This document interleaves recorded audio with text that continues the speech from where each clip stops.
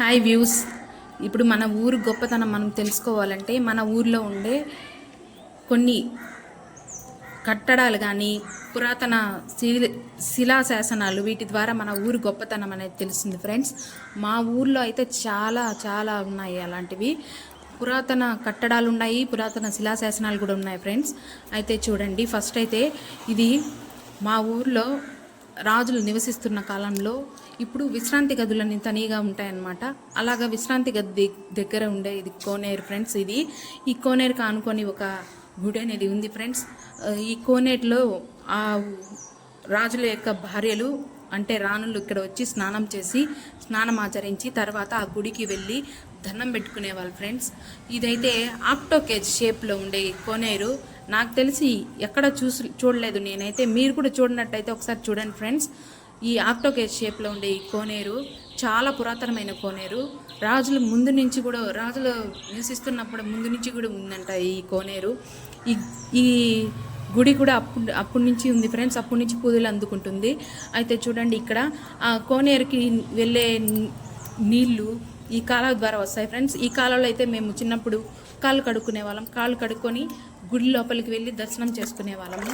ఈ కాలువ ద్వారా నీళ్లు అనేది వస్తుంది ఫ్రెండ్స్. ఈ కాలువలో నీళ్లు కూడా 7 బాయిలు అనేవి ఉన్నాయి ముందర. ఆ 7 బాయిల ద్వారా మాకు ఈ కాలువ నుంచి ఆ కోనేరుకి అనేది వస్తుంది ఫ్రెండ్స్. ఆ కోనేరు నుంచి ఆ కోనేరు ఆనుకొనే ఈ కామాక్షమ్మ టెంపుల్ ఉంది. అప్పుడైతే రాణులు అక్కడ విశ్రాంతి తీసుకొని తర్వాత కోనేరులో మునిగేసి తర్వాత దేవుడికి దండం పెట్టుకునేవాళ్ళు ఫ్రెండ్స్. ఇదైతే చాలా పురాతనమైన కట్టడం ఇది. వీటి ద్వారా మా ఊరు గొప్పతనం అనేది మాకు బాగా తెలిసి వచ్చింది. అదేవిధంగా మేము ముందు దీని గురించి తెలుసుకున్న వారి దగ్గర పోయి విచారించి అడిగి తెలుసుకుంటాము. అలాంటివి అంతా ఇంట్రెస్ట్ కదా ఫ్రెండ్స్ మనకి. అది విని ఇతరులకు చెప్పడం అనేది నాకు చాలా సంతోషము. ఇదైతే ఈ కోనేరు షేప్ అనేది నాకు చాలా ఇష్టం ఫ్రెండ్స్. మీరు కూడా చూడనట్టయితే ఒకసారి చూడండి. ఇక్కడ చుట్టూ చింత చెట్లు ఉన్నాయి కదా, ఆ చింత చెట్ల యొక్క ఇది రాలుండదు. ఇక్కడ చూడండి, పురాతన కట్టడం. ఇక్కడ వాళ్ళు విశ్రాంతి తీసుకునే వాళ్ళు గెస్ట్ హౌస్ లాగా అనమాట. విశ్రాంతి తీసుకొని అక్కడ తర్వాత వాళ్ళు విశ్రాంతి తీసుకున్న తర్వాత ఇక్కడ మునిగేసి ఇక్కడ దేవుడికి దర్శనం చేసుకునేవాళ్ళు.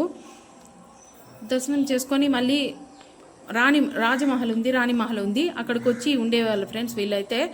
ఇదైతే ఇలాంటివి చూడండి. ఈ కట్టడం కూడా శిథిలావస్థకు చేరుకునేసింది లాస్ట్కి. మొత్తం అది చాలా బాగునింది. అప్పుడు మా చిన్నప్పటి కాలంలో కూడా కొంచెం బాగునింది.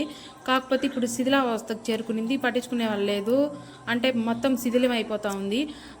స్తంభాలు అనేది కూరుకుపోతున్నాయి ఫ్రెండ్స్. దాని మీద కూడా చాలా శిలాశాసనాలు అనేవి ఉన్నాయి. ఆ శిలాశాసనాలు కూడా చాలా కళా నైపుణ్యంగా అలా ఉంటాయి.